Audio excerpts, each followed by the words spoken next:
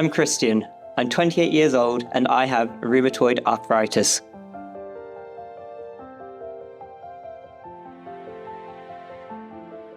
So before I had my RA diagnosis, I was a man of two pleasures, football and music. Music is my life. It's my passion, it's my pleasure.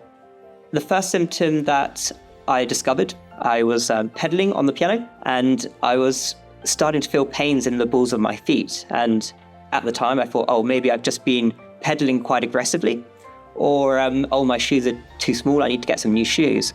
And so I got some new shoes and the pain was still there and it was getting worse. And it sort of spread across both my toes and I thought, what's going on here?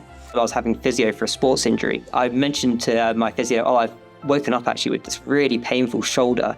I think I must have slept on it funny. And he sort of looked at me and said, how many times have you heard of anyone sleeping on their shoulder and being in excruciating pain at your age? You dismiss it and you sort of forget about it. But he looked through his notes and he said, there might actually be a bit of a pattern here.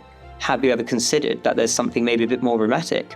And it wasn't until I started getting the symptoms in my fingers, which are the more traditional symptoms, which as a pianist, I found were very noticeable because all of a sudden I couldn't move my fingers properly, that I went to the GP and said, I think I might have some form of arthritis. And they looked at the history of what I was saying and they said, it could just be reactive arthritis or possibly like gardening arthritis.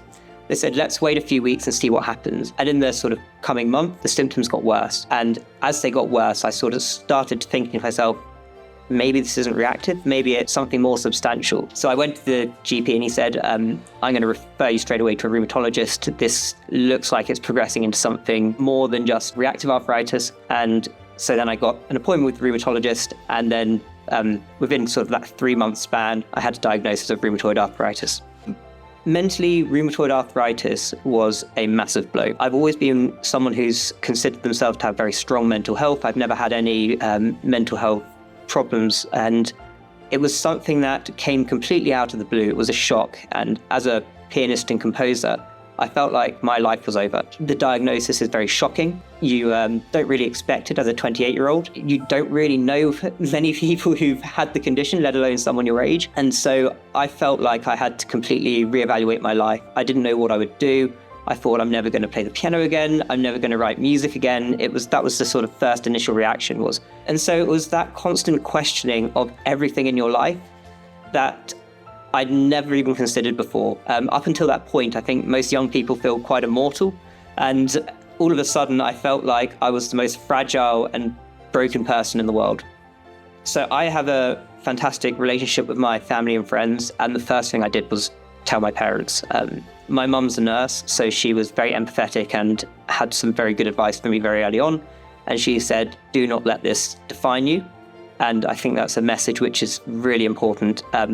It's to acknowledge what you've got and that you have it, but then make sure you're trying to live your life in the most fulfilling way that you can. And my friends have been absolutely fantastic. I didn't hide it from them either. I messaged them, reached out to them, and they were absolutely gutted for me. Equally as supportive, and they all said the same thing, let me know what I can do to help. And my girlfriend as well was absolutely brilliant.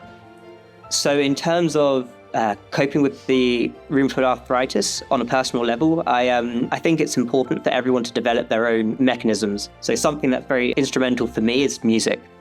And so as a composer, I find that I try and process my emotions through my music.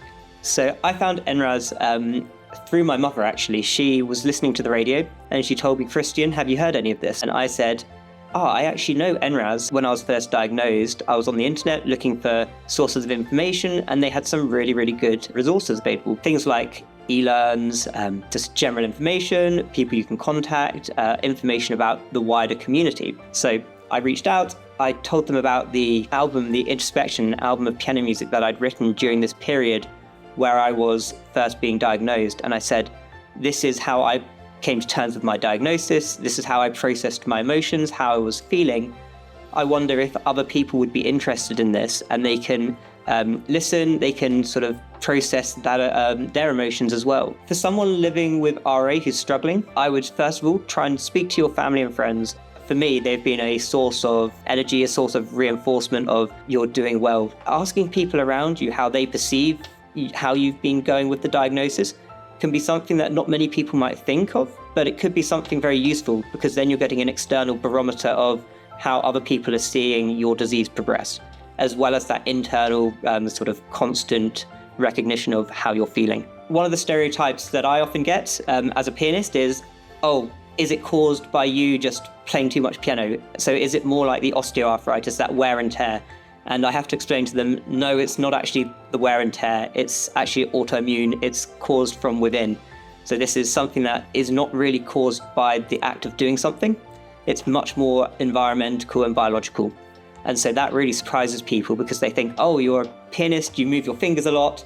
That must be the cause of it. So that's a stereotype that I often get. And then, of course, you're only 28 years old. I thought old people get this. It turns out that's not the case. And then also, as a young man, it tends to be a disease more associated with women, which is another one which I sometimes get is, oh, my mum's got this and it's a disease for women. And I go, it is more prevalent in women, but actually it can be found with men.